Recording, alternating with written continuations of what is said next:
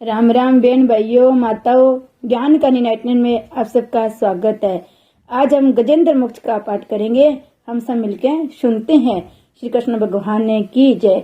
गजेंद्र मोक्ष का पाठ कैसे करें? सुबह जल्दी उठे, ब्रह्म मुहूर्त में आप गजेंद्र मोक्ष के पाठ के लिए भगवान की प्रतिमा के आगे अपना ध्यान इधर उधर से हटाकर भगवान की प्रतिमा में ध्यान लगाकर बैठे। केवल भगवान में ही लगाए, पूरा पाठ पढ़े। ये जरूरी नहीं कि आप संस्कृत में पढ़े, हिंदी में पढ़े, जैसे भी पढ़ सकते हो वैसे पढ़ो। पाठ अगर नियमित रूप से किया जाए तो भगवान के दर्शन अंश में जरूर होते हैं। भगवान उसकी जरूर सुनता है। श्री कृष्ण भगवान ने की जय। बुद्धि के द्वारा पिछले अध्याय में वर्णित रीति से निश्चय करके मन को हृदय में स्थिर करके वह गजराज अपने पूरे जनों में सीकर कंठस्थ किए हुए सर्वश्रेष्ठ बार बार दोहराए गए योग्य निम्नलिखित स्तोत्र मन ही मन करने लगा। जिनके प्रवेश करने पर ये जड़ शरीर और मन आदि भी चेतना बन जाता है। ओम शब्द के द्वारा लक्षित संपूर्ण शरीरों में प्रकृति पुरुष रूप में प्रविष्ट हुए उन सर्व समर्थ परमेश्वर हम मन ही मन नमन करते हैं। जिनके सहारे ये विश्व टिका है, जिससे ये निकला है, उन्होंने इनकी रचना की है। जो स्वयं ही इसके रूप में प्रकट है, फिर भी इस दृश्य जगत में वह उसकी कर्णभूत प्रकृति से सर्वथा परे एवं श्रेष्ठ है। उन अपने आप बिना किसी कारण के बने हुए भगवान की हम शरण लेते हैं। अपने संकल्प शक्ति के द्वारा अपने ही स्वरूप में रचे हुए, इसलिए सृष्टि काल में प्रकट और प्रलय काल में उसी प्रकार अप्रकट रहने वाले इस शास्त्र प्रसिद्ध कार्य कारण रूप जगत को एक कुंठित दृष्टि होने के कारण साक्षी रूप से देखते रहते हैं, उनमें लिप्त नहीं होते हैं। वे चक्षु आदि प्रकाश के भी परम प्रकाश रूप प्रभु मेरी रक्षा करो। समय के प्रवाह से संपूर्ण लोकों के ब्रह्मादिक लोकपालों के पंचभूतों में प्रवेश कर जाने पर पंचभूतों से लेकर महत्व पर्यंत संपूर्ण कारणों के उनकी प्रमकार प्रकृति में लीन हो जाने पर उसमें दुर्जय था अपार अंधकार में प्रकृति पंचा रही थी। उस अंधकार के परे अपने परम धाम जो सर्वव्यापक भगवान सब और प्रकाशी रहते हैं, वे प्रभु मेरी रक्षा करो। भिन्न भिन्न रूपों में नाट्य करने वाले अभिनेता के वास्तविक स्वरूप को जिस प्रकार साधारण दर्शन नहीं जान पाते, उसी प्रकार सत्य प्रधान देवता अपने ऋषि भी जिनके स्वरूप को नहीं जान पाते, फिर दूसरा साधारण जीव तो कौन जान अथवा वर्णन कर सकता है। वे दुर्गम चरित्र वाले प्रभु मेरी रक्षा करो। आसक्ति के सर्वथा छुटे हुए संपूर्ण प्राणियों में आत्म बुद्धि रखने वाले सबके एक कारण हितु एवं अतिशय शुद्ध स्वभाव मुनिगण जिनके परम मंगलमय स्वरूप साक्षात्कार करने की इच्छा से वन में रहकर अखंड ब्रह्मचार्य आदि अलौकिक व्रतों का पालन करते हैं, वे प्रभु मेरी परम गति है। जिनका मारी तरह कर्म वश न तो जन्म होता है, न जिनके द्वारा अहंकार प्रेरित कर्म होते हैं, जिनके निर्गुण स्वरूप न तो कोई नाम है न रूप है, फिर जो समय अनुसार जगत की सृष्टि एवं प्रलय के लिए स्वेच्छा से जन्म आदि का स्वीकार करती हैं, उन अंतर शक्ति संपन्न परम ब्रह्मा परमेश्वर को मेरा नमस्कार है। उन प्राकृत आकार रहित अनेकों आकार वाले अद्वैत कर्मा भगवान को बार बार नमस्कार है। सवे प्रकाश सबके साक्षी परमात्मा नमस्कार है। उन प्रभु को जो मन वाणी और चित्तवर्तियों से भी सर्वथा परे है, बार बार नमस्कार है। वे कि पुरुष के द्वारा सत्व गुण विशिष्ट निवृत्ति धर्म के आचरण से प्राप्त होने वाले योग्य मोक्ष सुख के देने वाले और मोक्ष सुख की अनुभूति प्रभु को नमस्कार है।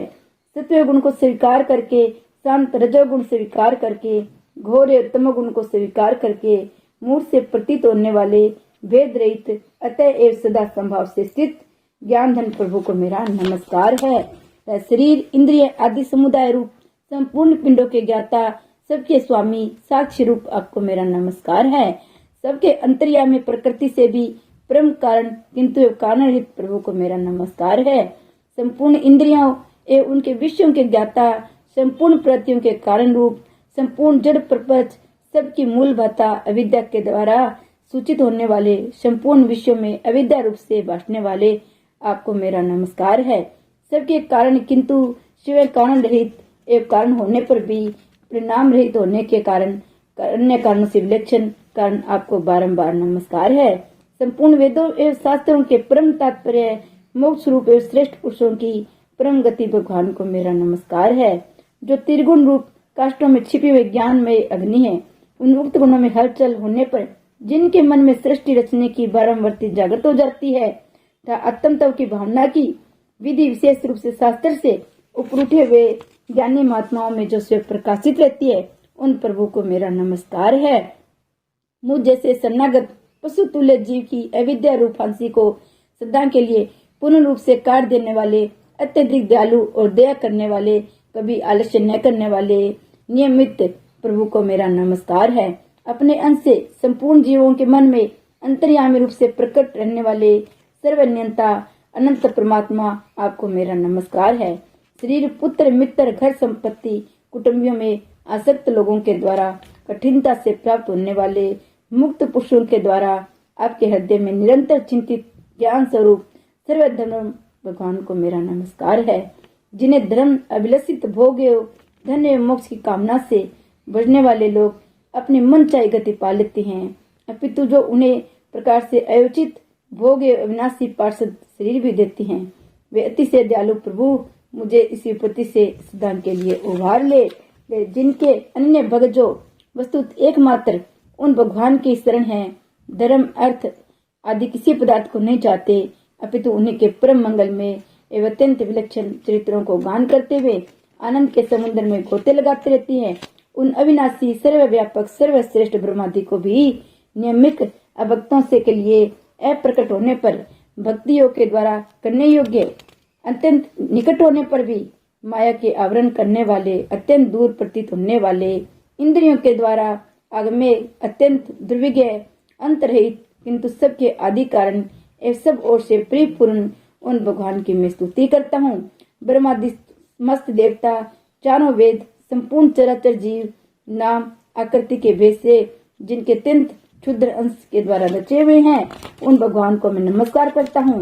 जिस प्रकार प्रज्वलित अग्नि से लपटे तथा सूर्य की किरणें बार बार निकलती है, पुनः अपने कारण में लीन हो जाती है, उसी प्रकार बुद्धि, मन, इंद्रियां, नाना योनियों के शरीर, ये गुण में प्रपंच जिन स्वप्न में परमात्मा से प्रकट होता है, पुनः उन्हीं में लीन हो जाता है, उन्हीं को मैं बार बार नमस्कार करता हूँ।